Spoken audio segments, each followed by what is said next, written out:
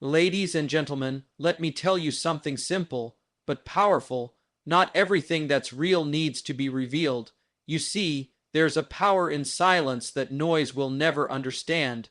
A vision, once spoken too early, becomes vulnerable. Why? Because talking feels like doing, and if you're not careful, you'll end up telling the world what you're going to do and forget to actually do it. Now, I'm not saying don't have goals. I'm saying don't parade them. Why? Because goals grow best in quiet soil. Some people plant their dreams like seeds, but then go digging them up every day to show everyone, look what I planted. But a seed doesn't grow when it's constantly pulled up and exposed. It grows when it's nurtured in silence, under the ground, where no one can see it. The farmer doesn't run around town bragging about his harvest in the middle of winter. No, he works the land, he prepares. He waters, he waits, and when harvest comes, he lets the crops speak for themselves. That's what your goal needs: less spotlight, more soil, less hype, more hustle. Now, some people will ask, Jim, don't I need accountability? Sure, but be wise about it. Share your vision with those who protect your fire, not those who pour water on it. You don't need cheerleaders. You need co-builders, quiet warriors who walk beside you, not loud critics who sit in the stands. Because here's the truth: when you share your goal with the wrong people, you inherit their doubt, not their faith. They'll ask, what if it doesn't work? You ought to reply, what if I don't tell you? Because sometimes silence is not hiding. It's guarding. You don't owe the world an explanation. You owe yourself execution. The real reward is not in the announcement, it's in the arrival. It's not the applause you want, it's the achievement. So what do? We go to work, quietly, daily, consistently. We turn intention into action, and action into results. And when the goal is met, when the mission is complete, when the dream becomes a reality, we let the results do the talking, because success has a voice, and it speaks loudest when it's earned, not announced. When a goal is first conceived, it exists as a delicate spark, a fragile flame that must be guarded carefully if it's to grow into something lasting and real. That initial energy is pure and powerful. It comes from a place of vision, inspiration, and quiet inner conviction. But the moment that goal is spoken aloud, shared widely, or broadcast prematurely, something subtle but significant happens. Energy begins to leak. This isn't just poetic language. It's psychological, emotional, and deeply human. The mind doesn't always differentiate between progress made and progress imagined. When you speak of your goal before any real steps have been taken, your brain can actually interpret the act of talking about it as if something has already been accomplished. It gives you a dose of dopamine, a small hit of satisfaction that isn't earned by action but gifted by applause or attention. You feel momentarily good, even victorious, for having declared your intent, but nothing has actually moved in the real world. The danger is, the more you speak about it, the more of that energy you give away, and the less remains for the actual work. Early exposure of a goal invites commentary, judgment, opinions, and expectations, all of which can burden the original vision. You start thinking not just about building the thing, but also about how others are perceiving the thing. You begin weighing your decisions against the imagined responses of others. Instead of focusing on the architecture of your dream, you find yourself checking how the scaffolding looks to the outside world.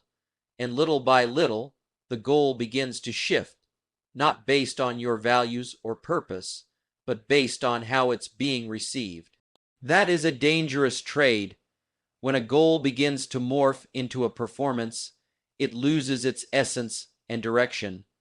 When energy leaks through early exposure, discipline is often the first casualty.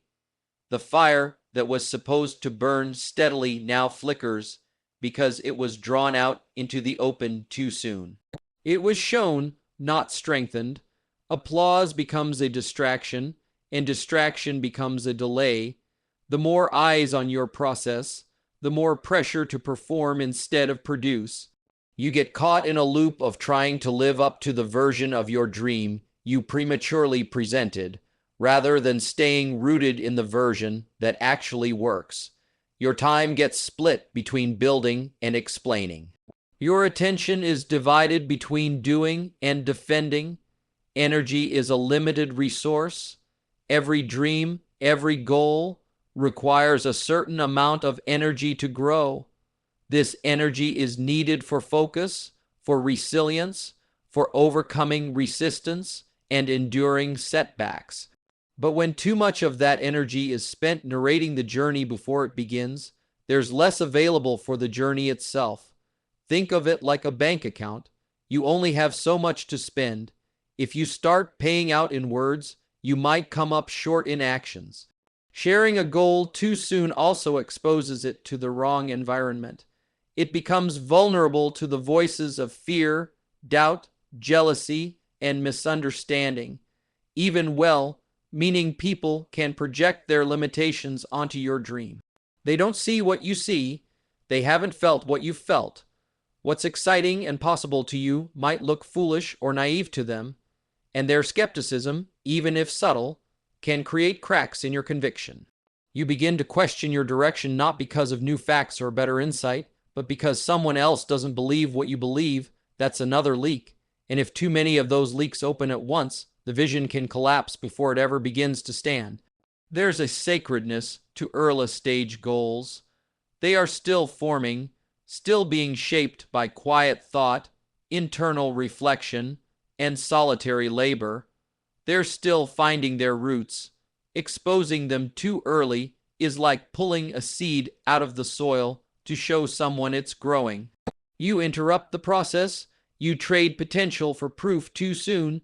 You forget that some of the most powerful things in the world grow in silence, under the surface, out of sight, in darkness, and in time. By guarding your goals in the early stages, you preserve energy.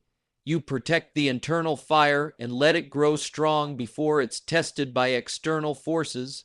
You stay focused on process over praise, on progress over presentation. You keep your head down and your hands busy. That quiet, invisible effort is where real strength is forged. It's where conviction is built, and it's where clarity sharpens. There is wisdom in privacy. Not secrecy born from fear, but intentional privacy rooted in maturity. Not everything needs to be said. Not every move needs to be announced. In a world obsessed with visibility, those who build in silence often surprise with strength. They don't give away their energy in small, scattered pieces. They channel it fully into what they are building. And when the time comes, they don't have to explain what they've done. The results speak. The fruit is visible. The effort becomes evident. Holding your goal close gives it weight. It means you take it seriously. It means you're committed not just to imagining it, but to realizing it. You give it space to breathe, to expand, to become something more than a line in a conversation or a caption on a screen. You give it time to grow legs, to develop substance, to form an unshakable foundation. Then, when you do reveal it, if you even choose to, it stands on its own. It carries the quiet confidence of work already done, of resistance already overcome, of momentum already in motion. The world doesn't need more declarations. It needs more demonstration, more quiet builders, more silent progress, more people who know that talking about a dream is easy, but giving your energy to it day after day without applause. That's what builds greatness. That's what produces results. And that's what keeps the energy alive. Silent growth is strong growth because it allows transformation to happen in its purest form, unshaped by the noise and pressure of the outside world. When something grows in silence, it's not growing to impress, to please, or to perform. It's growing to become. Just like a tree takes root underground before it ever breaks the surface, real progress often begins hidden, unseen, and uncelebrated. The modern world tends to glorify visibility. If it's not shared, posted, or praised, it's often assumed to be non existent. But the truth is, some of the most powerful changes in life happen quietly. Muscles build in the silence of early morning workouts. Wisdom develops in long, private hours of study and reflection. Character is formed in battles no one sees, and discipline is forged in moments that never get applause. Silent growth is authentic growth because it doesn't rely on validation. It relies on consistency, intention, and inner drive. There's no crowd to cheer you on, no audience to impress, just you and the mission every single day. When you grow in silence, you grow deep before you grow tall. You anchor yourself, you learn who you are, what you want, and why you want it. You take the time to build a foundation that won't crack when tested. Because growth that happens too fast, under too much spotlight, can easily become shallow. It can look impressive on the surface, but lack the roots to sustain pressure, failure, or criticism. That's why some people rise quickly and fall just as fast. They had exposure before structure, attention before preparation, but when growth is silent, it's focused. It's not distracted by performance. It's not concerned with perception. It's devoted to building something real. Silent growth is also protected growth. When you're not broadcasting every step of your journey, you're less open to outside interference. You're not carrying the weight of opinions, comparisons, or expectations. You're not adjusting your path to meet someone else's standard. You're free to explore, to fail, to change course without having to explain yourself. You become the architect of your own evolution, and that kind of freedom allows for deeper, more personal breakthroughs. You're not seeking permission, you're creating progress. There's strength in anonymity, there's power in being underestimated. When no one is watching, you're free to refine without fear. You can take longer with your craft, revisit your decisions, sharpen your edge. You become a student again, humble and curious. You don't rush to prove, you take your time to prepare. And when you do finally emerge, you emerge strong, steady, and ready. Silent growth respects the process. It doesn't chase shortcuts. It knows that real transformation can't be rushed. Just like a seed doesn't skip seasons, neither should we. There's a time to sow, a time to water, a time to wait, and a time to reap. But we live in a culture obsessed with the reaping. Everyone wants to show the fruit before they've tended the root, but the root is what gives the fruit its strength. Without it, success is hollow and fleeting. With it, success is grounded and lasting. The quiet seasons are where grit is born, where endurance is tested, where vision is sharpened. It's where you do the hard work no one claps for, the inner work that no one sees. But it's also where confidence grows, not from applause but from integrity, not from noise but from knowing. You know you've shown up, you know you've grown, you know you've earned every inch of your progress. That's a confidence no one can give you and no one can take from you. Silent growth is also sustainable growth. Because you're not growing to meet someone else's timeline or expectations, you avoid burnout. You build at your own pace in your own rhythm.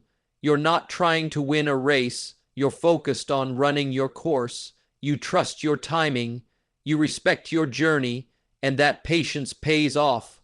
What you build silently becomes strong enough to endure what the world throws at it later. What starts in private ends in power.